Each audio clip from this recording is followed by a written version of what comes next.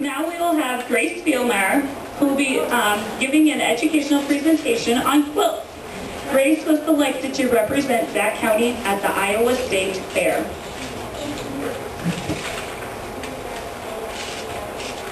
What is a quilt? According to Webster's Dictionary, the definition of a quilt is a bed coverlet of 2 layers of cloth filled with wool, cotton, or down, and held in place by stitched designs. So when I ask you, what is a quilt, what do you think of? Maybe you think of pioneer women hand-piecing together clothing scraps. Maybe you imagine your mother or grandmother sitting at a sewing machine sewing blocks together. If you live in Sac County like I do, you may be picturing a wooden quilt block decorating a barn. All of us have our own idea of what a quilt is. Hi, my name is Grace Spielmeyer, and I'm a member of the Early Achievers 4-H Club. I am here to tell you how to make a fabric quilt of your own. The first thing you have to do when making a quilt is choose what size you want your finished quilt.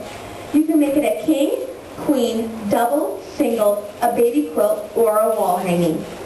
The next thing you do after you decide what size quilt you want is to choose what pattern and size you want your blocks to be. To find a pattern and size, you can use a quilting book, or you can create your own pattern.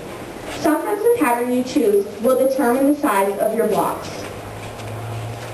Once you've chosen a quilt size, a block pattern, a block size, and a block size, you have to decide what colors your quilt is going to be and what fabric you are going to use. You should pick a fabric that you like and that you would want to live with. Most of the time, when making quilts, you are going to use cotton fabrics.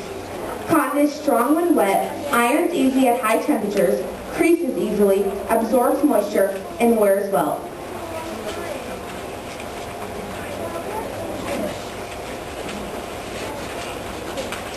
Once your fabric is chosen and you have the correct yardage, you should wash and dry it so it pre-shrinks.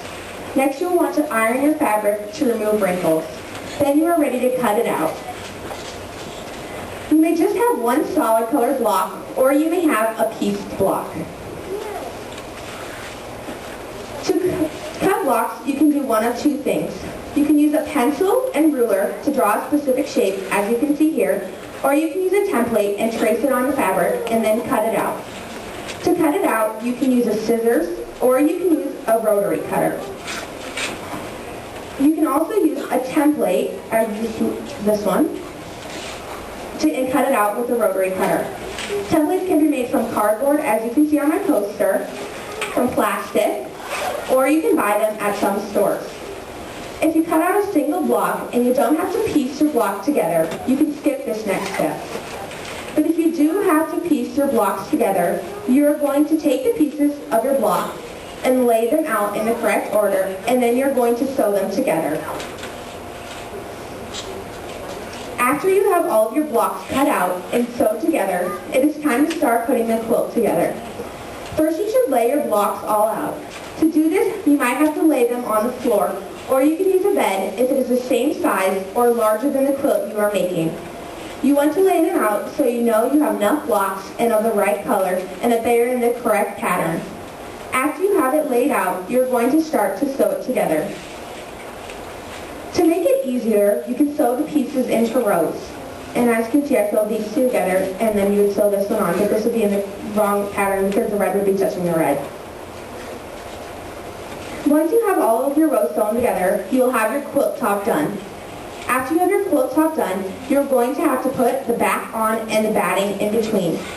The batting is the material you put in between the back and the top to give it more fullness and to make it warmer. And this is what the batting looks like. It's this white stuff. And if you want it to be warmer, you can put thicker batting in between. To put these 2 things on, you are going to lay your quilt top out right side down and then lay the batting on top of it. Next, you are going to lay your quilt back on. To get it to stay temporarily together, you're going to either have to baste it, which means you take really large stitches and then it'll come out later, or you're going to have to pin it with big safety pins, and then that'll hold it together. There's a big safety pin here. Next, you have to decide whether you want to tie your quilt or quilt it. To tie your quilt, you need yarn or pearl cotton that matches your blanket and a darning needle. A darning needle is a large needle that yarn will fit through the eye of. To tie your blanket, you are going to thread your needle with a double thickness of yarn or pearl cotton. Starting approximately in the middle of your quilt where you would like it tied, poke the needle down through the quilt top, batting, and quilt back. Come up approximately 1/8 of an inch away. Move to the next spot to be tied and take a small stitch. Working in one direction, continue across the quilt until you have run out of thread.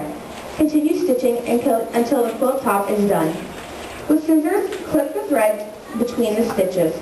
Tie a square knot at each point and trim the threads to the length you want. For best results, don't place your ties no more than 6 inches apart. And this is what it looks like when it's done being tied.